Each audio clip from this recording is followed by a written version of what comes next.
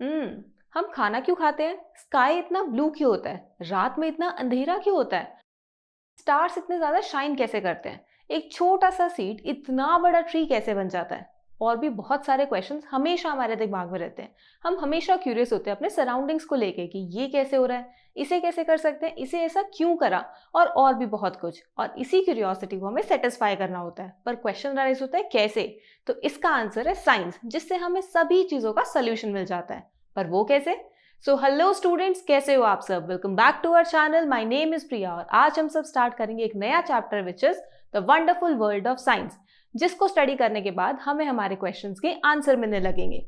पर science science क्या होता है? तो सबसे पहले यही क्वेश्चन अराइज होगा। तो आप सब बोलोगे कि मैम साइंस एक सब्जेक्ट है जिसको हम स्टडी करते हैं, तभी तो स्टडी कर रहे हैं। बिल्कुल करेक्ट, साइंस सब्जेक्ट है। बट मैं ये पूछ रही हूँ कि साइंस सब्जेक्ट क्यों है? साइंस को आप स्टडी क्यों कर रहे हो? तो आप बोलोगे कि मैम अभी तो आपने बताया कि हमारे पास बहुत सारे क्वेश्चंस होते हैं दिमाग में, उन सब के सोल्यूशन के लिए हम साइंस को पढ़ रहे हैं, क्योंकि सबका सोल्यूशन साइंस से मिलता है। बिल्कुल करेक्ट, साइंस से सोल्यूशन मिलता है। पर साइंस से ही क्यों? बाकी और भी तो आप सब्जेक्ट्स पढ़ रहे हो। आप मैथ्स पढ़ रहे हो, आप सोशल साइंस पढ़ रहे हो, आप इंग्लिश पढ़ रहे हो। उन सब से आपको सोल्यूशन नहीं मिलता?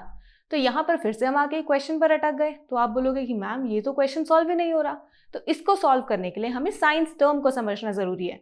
तो यहाँ पर स्टार्ट करते हैं साइंस की डेफिनेशन से। तो साइंस को आप डिफाइन कैसे करोगे? Science is understanding and being curious to know about the natural and physical world around us. It is the way of thinking, observing things and understanding them to uncover the secrets of the universe. अब यहाँ पर आप बोलोगे कि ma'am आपने तो statement बोल दी, एक प्रॉपर डेफिनेशन बोल दी, इंग्लिश में ये डेफिनेशन बताई हुई समझ में तो नहीं आई। अभी मैं आपको इसका प्रॉपर समझाती हूँ। तो जैसे जैसे हमने डेफिनेशन में देखा कि साइंस से हमें हमारी सारी की सारी सराउंडिंग के बारे में पता लगता है, हमारे यूनिवर्स के सीक्रेट्स पता लगते हैं। क्यों पता लगते हैं? हम छोटी छोटी चीज़ों को ऑब्जर्व करते हैं, उन चीज़ों को ऑब्जर्व करने से हमारी अंडरस्टैंडिंग डेवलप होती है, जिससे हमें चीज़ें समझ में आने लगती हैं। पर क्वेश्चन यहाँ पर यह अराइज होता है कि हम साइंस को यूज़ कैसे करें? हम साइंस को डेली लाइफ में यूज़ तो कर रहे हैं, ये भी हमें पता है, लेकिन कैसे यूज़ कर रहे हैं, कब यूज़ करें, वो तो हमें पता ही नहीं लग रहा। तो साइंस को जब हम यूज़ करते हैं तो हम 4 स्टेप्स को फॉलो करते हैं, which is observation, hypothesis, experiment and test and final result.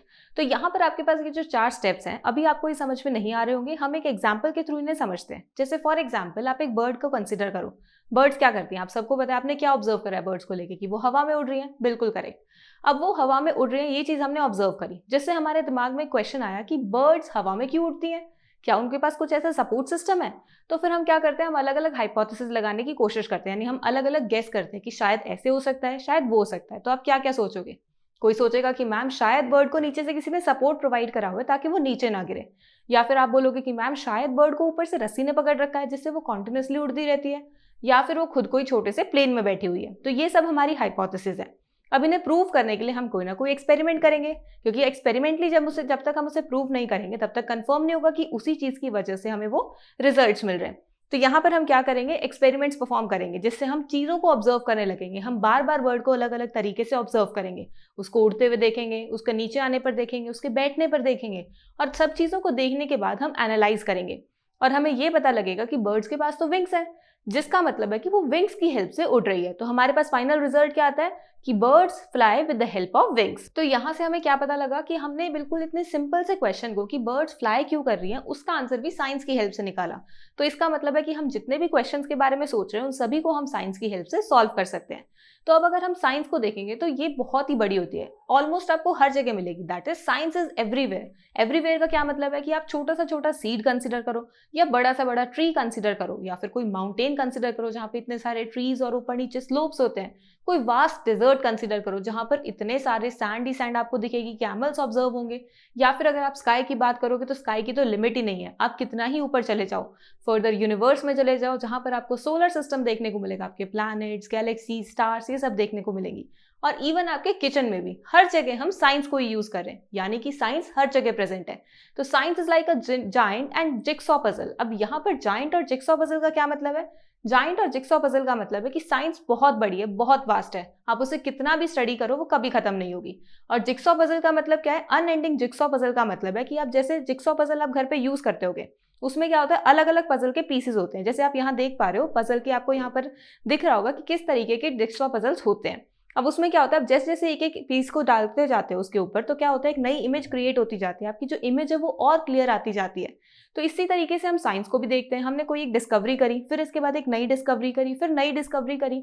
तो जब भी हम किसी नई डिस्कवरी की तरफ जाते हैं तो वो पीछे वाली डिस्कवरी, पीछे वाली अंडरस्टैंडिंग को और क्लियर कर देता है। जैसे फॉर एग्जाम्पल आप अपनी पजल की बात करो, पजल में आपने कुछ पीसेस लगा रखे हैं, अब जैसे ही उसमें आप नया पीस ऐड करोगे तो आपकी पीछे वाली इमेज और क्लियर होगी कि हाँ, मैं इस इमेज को फॉलो करते हुए आ रहे थे, तो यहाँ पर मेरे पास अगर मैं एक और ऐड कर रही हूँ पीस, तो इससे मेरी इमेज और क्लियर हो गई, मतलब मैंने ठीक चीज़ करी है। और यहाँ पर आप पजल को एक चीज़ तरीके से और देख सकते हो कि अगर मैंने कोई गलत पीस ऐड कर दिया जिससे मेरी इमेज क्लियर नहीं आ रही बल्कि डिस्टर्ब हो गई है, तो मैं उस पीस को रिमूव कर सकती हूँ। तो यहाँ पर इसका क्या मतलब हुआ कि जब भी हम साइंस में नई डिस्कवरीज करते हैं तो जरूरी नहीं है आपकी डिस्कवरी हर बार ठीक हो सकता है वो गलत हो, नेक्स्ट डिस्कवरी के साथ मैच ना हो रही हो, नेक्स्ट डिस्कवरी उसको गलत प्रूव कर रही हो और बोल रही हो कि नहीं, उस चीज को आप यूज करके ये चीज एक्सप्लेन नहीं कर सकते हो। तो हम ये भी कह सकते हैं कि वो वाली हमारी डिस्कवरी डिस्कार्ड करके हम इस डिस्कवरी के साथ फर्दर मूव कर रहे हैं। यानी कि साइंस की कोई लिमिट नहीं है, हम जितनी ज़्यादा नॉलेज गेन करेंगे उतनी ज़्यादा हमारी अंडरस्टैंडिंग बेटर होगी, हमारी डिस्कवरीज बेटर होंगी, और अगर कहीं कुछ गलती होती है तो उसको हम चेंज करके फर्दर उसको और ज़्यादा बेटर अंडरस्टैंडिंग के साथ समझ सकते हैं। अब हमने ये तो देख लिया कि साइंस हर जगह है, तो इसका मतलब है कि हम हर जगह पर कहीं ना भी कोई ना कोई चीज़ ऑब्जर्व करेंगे तो हमारे दिमाग में क्वेश्चन आएंगे, बिल्कुल करेक्ट। और इस चैप्टर के अंदर हम क्वेश्चन को फ्रेम करना ही सीखेंगे। हम ये देखेंगे कि हम जहां पर भी देख रहे हैं वहीं से हमें कुछ क्वेश्चन अराइज हो रहा है, उसी चीज़ को देख के हमें ये लग रहा है क्या वो कैसे हो रहा है ये तो नहीं पता लग रहा, वो क्यों हो रहा है ये भी पता करना है, इसी को ऐसे क्यों करा तो भी पता करना है। तो हम यही देखेंगे कि हमारे दिमाग में कितने सारे क्वेश्चंस अराइज होते हैं। और धीरे धीरे जब हम इस बुक के अंदर यानी अपनी साइंस बुक के अंदर चैप्टर बाय चैप्टर कवर करते जाएंगे हमारे सिलेबस को, तो हमें हमारी क्यूरियोसिटी सेटिस्फाई होती मिलेगी। तभी तो आपकी बुक का नाम भी क्यूरियोसिटी है, क्योंकि यहाँ पर आप जब इस बुक को कंप्लीट कर जाओगे तो आपके बहुत सारे क्वेश्चन सॉल्व हो जाएंगे। तो यहाँ पर अगर हम साइंस की बात ही कर रहे हैं तो हम अर्थ से स्टार्ट करते हैं। अर्थ हमारा प्रॉपर प्लैनेट सबको पता है। तो अर्थ के बारे में आपने क्या पढ़ा है कि अर्थ को ब्लू प्लैनेट भी बोलते हैं। क्यों बोलते हैं? क्योंकि वो ज्यादातर वाटर से कवर्ड है, बिल्कुल करेक्ट। लाइफ भी सिर्फ अर्थ पर ही अवेलेबल है, which means earth supports the life. क्यों सपोर्ट करती है? क्योंकि हमारे पास एक ऐसा एनवायरमेंट है जिसे हमें हमेशा प्रोटेक्ट करना होता है। और इसी के साथ साथ हमें अर्थ पे बहुत ज्यादा वेराइटी ऑफ डाइवर्सिटी देखने को मिलती है कि इतने सारे टाइप के प्लांट्स हैं, इतने सारे टाइप के एनिमल्स हैं, इतने सारे इंसेक्ट्स हैं। तो आप ऑब्जर्व करते हो कि हमें इतनी कुछ डाइवर्सिटी देखने को मिल रही है। सब चीज़ों का कुछ ना कुछ रोल होता है हमारे सिस्टम के अंदर, हमारी अर्थ के अंदर। अब यहाँ से हम बहुत सारी चीज़ों को ऑब्जर्व करते हैं, जैसे कि कैसे सीड जो है वो पूरे ट्री में ग्रो कर जाता है, कैसे एक छोटा सा कैटरपिलर बटरफ्लाई में कन्वर्ट हो जाता है, और कैसे एक बच्चा जो है वो पूरा एडल्ट बन जाता है। इन सभी चीज़ों को देखते हुए हमारे दिमाग में क्वेश्चन आता है कि ये हो कैसे रहा है, ये क्या हो रहा है। तो जब भी हम इस तरीके से देखते हैं कि कोई छोटी सी चीज़ बड़ी हो रही है तो उसका मतलब क्या है, वो ग्रो कर रही है, यानी कि वो कुछ ना कुछ ग्रोथ को फॉलो कर रही है। तो हम ये क्वेश्चन अराइज कर सकते हैं कि how do plants and animals grow. अब जैसे ये चीज हमारे सामने आती है, हमारे दिमाग में आती है कि ग्रोथ ग्रोथ कैसे हो सकती है, तो हम सोचते हैं कि हमारी मम्मी ने क्या बोला हुआ है, खाना खाओ तभी तो बड़े हो गए। इसका क्या मतलब हुआ? बड़े होने का मतलब तो ग्रोथ ही होता है। तो इसका मतलब है फूड काफी इंपॉर्टेंट है ग्रोथ के लिए। Food plays a very important role for growth.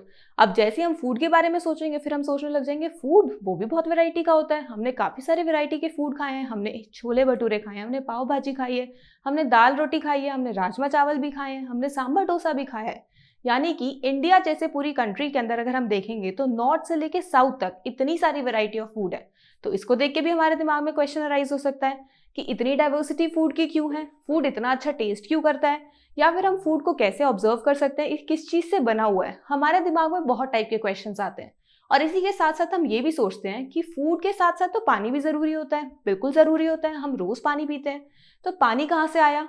क्या पानी बारिश से आया है या पानी रिवर्स से आया है? इस पानी की इंपॉर्टेंस क्या है हमारी बॉडी में? हम इसको रोज़ ड्रिंक क्यों करते हैं? क्यों हमारी बॉडी को इतने ज़्यादा पानी की नीड है?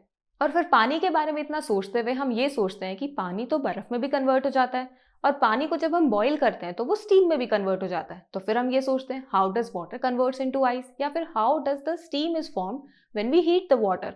तो यहाँ पर हर जगह से हमारे पास दिमाग में सिर्फ क्वेश्चंस अराइज होते हैं, और इसका सोल्यूशन पाने के लिए हम यहाँ पर साइंस को स्टडी कर रहे हैं। अब इन सब चीज़ों के बारे में जब हम सोच रहे हैं तो हमें क्या पता लगता है कि सब चीज़ें एक दूसरे के साथ लिंक्ड है। हमने अर्थ से स्टार्ट करा था और हम कहाँ पर पानी तक आ गए हैं। यानी कि अगर हम छोटी छोटी चीज़ों की बात करते जाएंगे हम हमेशा क्वेश्चन से ही घिरे हुए होते हैं। अब यहाँ से हमें एक चीज़ और पता लगी कि ज़रूरी नहीं है कि आप सिर्फ अर्थ से रिलेटेड क्वेश्चंस पूछो, आप अपने सराउंडिंग में और चीज़ों से रिलेटेड भी क्वेश्चन पूछ सकते हो। जैसे अगर आप अर्थ के बाहर जाओगे यूनिवर्स में तो सन है, स्टार्स हैं, मून है, गैलेक्सीज हैं, आप उन सब चीज़ों के बारे में क्वेश्चन अराइज कर सकते हो। पर ये तो समझ में आ गया कि हम क्वेश्चंस अराइज कर सकते हैं, ये भी समझ में आ गया कि क्वेश्चंस के आंसर साइंस से मिलेंगे, पर ये आंसर्स मिलेंगे कैसे वो अभी तक समझ में नहीं आया है। अब हमें ये आंसर्स कैसे मिलेंगे? हमें आंसर्स मिलेंगे एक साइंटिफिक प्रोसेस और साइंटिफिक मेथड को फॉलो करके। साइंटिफिक प्रोसेस, साइंटिफिक मेथड, इसका क्या मतलब हुआ? हम जब भी किसी भी सोल्यूशन की तरफ जाने की कोशिश करते हैं साइंस को यूज करके, तो हम किसी ना किसी प्रोसेस को, किसी ना किसी मेथड को तो फॉलो करेंगे। अब वहां पर अगर हम साइंस के थ्रू जा रहे हैं तो इसी वजह से हमने उसे साइंटिफिक मेथड बोला है, जिसमें हमें कुछ स्टेप्स को फॉलो करना होता है। अब ये स्टेप्स मैं ऑलरेडी आपको चैप्टर की स्टार्टिंग में बता चुकी हूँ कि हमारे पास कुछ 4 स्टेप्स होते हैं जिन्हें फॉलो करके हम क्या करते हैं, साइंस की हेल्प से सोल्यूशंस तक पहुंचते हैं। तो वो स्टेप्स क्या थे हमारे पास? Observation, hypothesis, experiment and final result. तो हमें उन्हीं स्टेप्स को यहाँ पर यूज करना है। तो हम एक और एग्जाम्पल के थ्रू इसे समझने की कोशिश करते हैं। जैसे अगर हम फिर से अपने एक क्लास का एग्जाम्पल लेते हैं। आप क्लास में बैठे हुए हो, आप अपना काम कर रहे हो, काम करते करते अचानक से आपका पेन रुक जाता है। अब पेन को रुकते हुए आपने क्या देखा कि मेरा पेन रुक गया, तो आपने सबसे पहले ऑब्जर्व करा, और ऑब्जर्व करने के बाद आपके दिमाग में क्वेश्चन अराइज हुआ। आपने खुद से पूछा कि पेन क्यों रुक गया। फिर आप सोच रहे हो अलग अलग गेस हो सकते हैं, इसके अलग अलग पॉसिबल आंसर्स हो सकते हैं। तो आप हाइपोथेसिस पर चलते हो कि शायद इस पेन की रिफिल खत्म हो गई, इसी वजह से ये पेन रुक गया चलते चलते, या फिर इस पेन की रिफिल ड्राई हो सकती है कि आगे नहीं चल रहा है। तो कोई भी आपका सोल्यूशन हो सकता है कि ये भी हो सकता है, ये भी हो सकता है। तो यहाँ पर हमने अपनी हाइपोथेसिस क्रिएट कर ली। अब इस हाइपोथेसिस को प्रूव करने के लिए हम एक्सपेरिमेंट करेंगे। एक्सपेरिमेंट करने के लिए हम सबसे पहले पेन की रिफिल चेक करेंगे। अगर वो रिफिल खाली होगी तो हम चेंज कर देंगे और हम बोलेंगे कि हमारी जो फर्स्ट हाइपोथेसिस थी कि पेन की रिफिल खत्म हो गई, वो करेक्ट है, क्योंकि हमने यहाँ पर चेंज करा और पेन चल पड़ा। या फिर आप बोलोगे कि नहीं, ये तो पूरी भरी हुई है, मतलब ये कुछ ना कुछ इंक में ही आ रही है गलती। तो हम क्या ऑब्जर्व करेंगे कि शायद इंक ड्राई हो सकती है, जिससे हमारे पास यहाँ पर इस पेन की वर्किंग बंद हो गई है।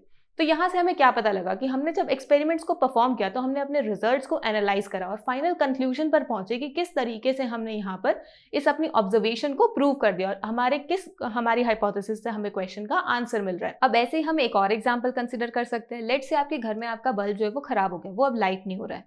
तो आप सबसे पहले ऑब्जर्व करो कि बल्ब लाइट होना बंद हो गया है। तो अब यहाँ पर आप फिर से क्वेश्चन पूछोगे कि बल्ब लाइट होना क्यों बंद हो गया। आप फिर सोचोगे कि अलग अलग हाइपोथेसिस हो सकती हैं। आप सोचोगे शायद बल्ब फ्यूज हो गया है, या फिर शायद सॉकेट खराब हो गया है। तो फिर आप क्या करोगे, इलेक्ट्रीशियन आएगा, इलेक्ट्रीशियन ये सब कुछ सोचा, आपने उसके साथ डिस्कस करा, फिर वो कहेगा कि चलो पहले बल्ब चेंज करके देखते हैं। तो वो अब एक्सपेरिमेंट कर रहा है, तो बल्ब चेंज करेगा। अगर बल्ब जल जाता है तो इसका मतलब है बल्ब खराब था, उसमें फ्यूज हो गया था। तो आपका जो बल्ब है वो ग्लो करने लग गया और आपका जो फाइनल रिजल्ट आपको ये मिला कि बल्ब खराब था।